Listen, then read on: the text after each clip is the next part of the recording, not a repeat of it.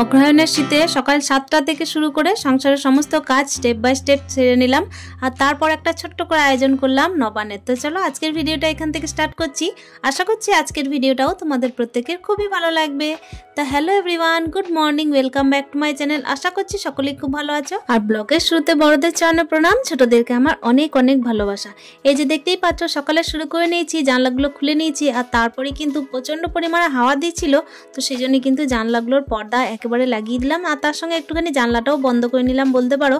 কেন বলো তো বন্ধুরা, প্রচণ্ড হাওয়া দিচ্ছিল আর ইদানিং এই যে 2 দিন থেকে কিন্তু অগ্রহায়ণ মাসের যে সমস্ত শীতগুলো বাকি ছিল সেই সমস্ত শীতগুলো যেন দিয়ে দিচ্ছে আর প্রচণ্ড ঠান্ডাও লাগছে। ওই জন্য কিন্তু দেখো জানলাগুলো বন্ধ করে আমি বিছানাটা পরিষ্কার করে নিচ্ছি।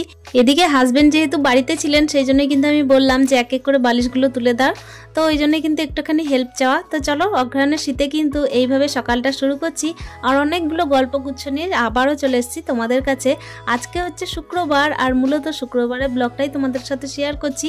এই যে দেখতেই পাচ্ছ বিছানাটা পরিষ্কার করে নিয়ে আমার যেরকম প্রত্যেক দিনের কাজ থাকে, সকালে ঝাঁটটার তো আগে দেওয়া হয়ে গেছিলো যেহেতু ছেলে আর ওর বাবা ওঠেনি, তো ওই সমস্ত কাজগুলো আমার অলরেডি সেরে গাছে টাছে জল দিয়ে এই যে এখন চলে এসেছি স্নান সেরে একেবারে সবজি কাটতে। তার আগে কিন্তু বলে রাখি আমি মোটামুটি ঠাকুর সেবাটা করে রেখেছি, তবে হ্যাঁ আমার হাজব্যান্ডের আজকে ফরমাইশ যে উনি আজকে একটুখানি ঠাকুরের সেবা করবেন, তাই এইদিকে আমি কিন্তু আমার যে সমস্ত টুকিটাকি কাজ ছিল মানে হচ্ছে ঠাকুরের বাসনগুলো ধোয়া আর ঠাকুর ঘরটা পরিষ্কার করে দেওয়া, সেই সমস্ত কাজগুলোকে আমি রেডি করে দিয়েছি আর গোপালকেও স্নান সারিয়ে কিন্তু এদিকে জামা কাপড় পরিয়ে রেখে এসেছি। তবে হ্যাঁ গোপালকে বলে রাখি অন্যদিন তো বেডরুমে রাখি, আজকে হচ্ছে ঠাকুর বাড়িতেই রেখে এসেছি। তো চলো বন্ধুরা এই যে সবজিটা কেটে নিই আর এদিকে কিন্তু হাজব্যান্ড স্নান সারতে গেছেন। এদিকে কিন্তু দেখো আমি সবজিটা যে সমস্ত কাটাকাটি করছি, আজকে হচ্ছে যেহেতু অগ্রহায়ণ মাসের এই যে শেষ দিক, মানে শেষ দিকও বলা যায় না মোটামুটি মাঝামাঝি, তো এরই মধ্যে হাজব্যান্ড আছেন বলেই কিন্তু একটুখানি ইচ্ছা হলো যে নবান্নের আয়োজন করি। আর বলে রাখি এই নবান্নের আয়োজনটা কিন্তু মায়ের তরফ থেকেই, তবে ওই যে বললাম যেহেতু আমার ইচ্ছা ছিল যে আমি রান্না করে খাওয়াই, সেই জন্যই কিন্তু হাজব্যান্ডকে সমস্ত রকম রান্না বান্না আমিই করে দেবো। এই যে দেখো যে সমস্ত কাটাকাটিগুলো করছি, নবান্ন মানেই হচ্ছে একটুখানি ভাজাভুজি, তার সঙ্গে হচ্ছে শাক মাছ এইসবেরই। আর তার সঙ্গে আমাদের কিন্তু প্রত্যেকটা বাড়িতে বাড়িতে মানে নবান্নের টাইমে একবারে আতপ মানে গোবিন্দভোগ চালের আতপ ফুটিয়ে ভাতটা খাওয়া হয়, একটু মানে মিষ্টি ভাত। যেহেতু আমি বীরভূম জেলার একটা ছোট্ট শহর সিউড়ি শহর থেকে বিলং করছি, সেই জন্যই কিন্তু দেখো আমাদের এখানকার যে সমস্ত রীতিনীতি নবান্নের টাইমে হয়ে থাকে, তো সেটাই তোমাদের সাথে শেয়ার করা। আসলে নবান্ন ঠিক বলা যায় না, এটাকে বলা হয় নবান্ন উৎসব, যেটা আর কি অগ্রহায়ণ মাসেই হয়ে থাকে। তো আমাদের এখানে দেখো সকালের শুরুটা কিন্তু নবান্নের যে সমস্ত সামগ্রী দিয়ে করা হয় খাবারের, তো সেটাই বলার চেষ্টা করছি। সকালের ওই যে আতপ চাল ফোটানো ভাতটাতে কিন্তু দুধ কলা তার সঙ্গে হচ্ছে নানা ধরনের মিষ্টি আর নারকেল কুচো মূলো কুচো আদা কুচো এই সমস্ত মিশিয়েই কিন্তু খাওয়া হয়। আর তারপরে দুপুর টাইমে তো নানা রকমের শাকসবজি তার সঙ্গে হচ্ছে মাছের ঝোল এগুলো দিয়ে ভাতটা খাওয়া হয়ই হয়। আসলে আমার শ্বশুর বাড়িতে একেবারেই চাষবাস নেই, সেই জন্যই কিন্তু যতটুকু ভগবানকে নিবেদন করা ততটুকু দিয়েই কিন্তু আমরা নতুন চালটা খাওয়া আরম্ভ করি। আর এই যে দেখতেই পাচ্ছ নানা রকমের ফল মিষ্টি দিয়ে ভগবানকে এই যে আমার হাজব্যান্ড পুজোটা দিয়ে নিলেন। আর তারপর কিন্তু আমি যে রান্না বান্নাগুলো করছি সেগুলো তো করছি। এদিকে দেখতেই পাচ্ছ অনেকগুলো রান্না কিন্তু অফ ক্যামেরায় সেরে রেখেছিলাম। এই মুহূর্তে কিন্তু আমি যেটা করছি সেটা হচ্ছে মাছগুলো ভেজে রাখছি। কাতলা মাছের ঝোল করব ফুলকপি দিয়ে, আর ফুলকপি আলুটা আমি আগে হতেই কিন্তু সিদ্ধ করে রেখে দিয়েছিলাম। অনেকগুলো ভাজাভুজি করেছি, তো তোমাদের সাথে সব কিছু কিন্তু শেয়ার করা হয়নি, যেহেতু অফ ক্যামেরায় কাজ না করলে কিন্তু কাজ দ্রুত এগিয়ে যায় না। আর সেই কারণের জন্যই কিন্তু বাস্তব জীবনের অনেক কিছুই চিত্র তোমাদের সামনে তুলে ধরতে বাকি থাকে, তবে কিছু কিছু যেগুলো তুলে ধরি সেগুলো না তুললেই নয়। তো চলো এই যে দেখতেই পাচ্ছ রান্না বান্না তো চলতে থাকছে। এখানে এই যে মাছের ঝোলটা হয়ে গেল আর বাঁধাকপি তরকারিটা আমি এই যে কেটে রেখেছিলাম বাঁধাকপি, সেটা একটু একটু করে দিচ্ছি। আসলে কি বলতো বন্ধুরা, একসঙ্গে কিন্তু কড়াই হচ্ছিল না, সেই কারণেই আমি অল্প অল্প করে দিচ্ছিলাম। আর এদিকে দেখতেই পাচ্ছ আমি ওই যে পেঁয়াজ শাকের পোস্তটা করে নিচ্ছি। একটাই মাত্র আলু দিয়েছিলাম পেঁয়াজ শাকের পোস্তটার জন্য, দুই দিকে কড়াই না চাপালে কিন্তু একেবারে টাইমটাকে কুলিয়ে নিয়ে যাওয়া যাচ্ছিল না। আর অগ্রহায়ণের শীতের এই তো সবেমাত্র শুরু, এখনও কিন্তু অনেকগুলো ঋতু বাকি আছে, তারই মধ্যে যেন প্রত্যেকটা বাড়ির গৃহবধূদেরকে একেবারে জব্দ করে ফেলছে, তাই না বন্ধুরা?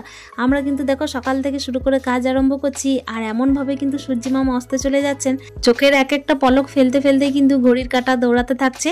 আর এই যে দেখতেই পাচ্ছ আমিও কিন্তু ফাস্ট কাজ করেছি, একেবারেই কিন্তু ননস্টপ কাজ করেছি, একেবারে না বসেই। দেখতেই পাচ্ছ সকাল থেকে রান্নাগুলো সেরে নিলাম।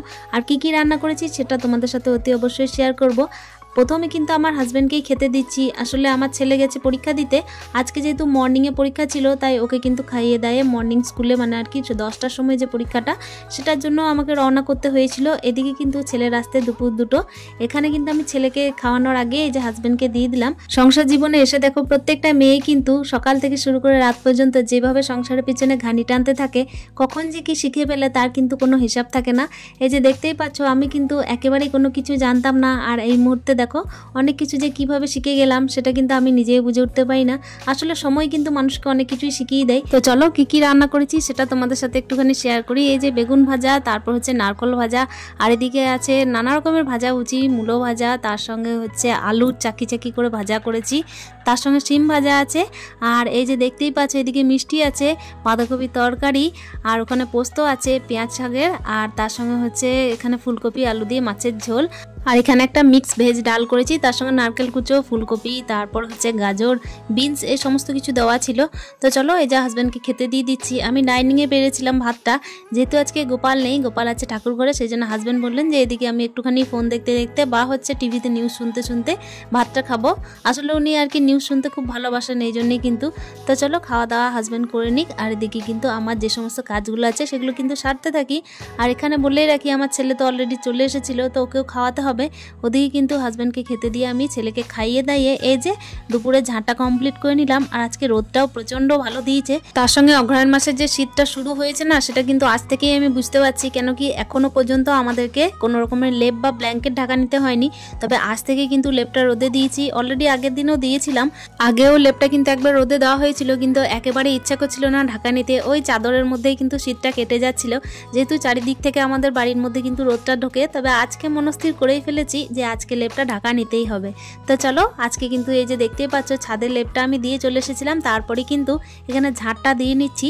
সংসারে তো অনেক রকম কাজকর্ম, শুধুমাত্র রান্না খাওয়ায় যে কাজ তা তো নয় বলো, সংসারে কিন্তু টুকিটাকি মিলে অনেকটাই কাজ, যেগুলো কিন্তু সারা দিনভর একটা বাড়ির বউ আমি করতেই থাকি।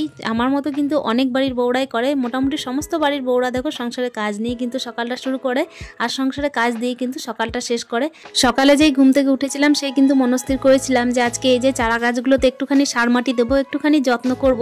কিন্তু কি বলো তো বন্ধুরা, ওই যে শীতকালের সময় আর তার সঙ্গে হচ্ছে সময়ের সাথে পাল্লা দেওয়া কিন্তু একেবারে কঠিন, সেজন্য কিন্তু গাছগুলোতে একেবারে জলটাও দেওয়া হয়নি ঠিকঠাক করে, মানে ওই যে দিয়েছিলাম কোনো রকম, তারপর যে সার মাটি দেবো সেটা ঠিক করেছিলাম, তো সেটাও কিন্তু একেবারে হয়ে ওঠেনি।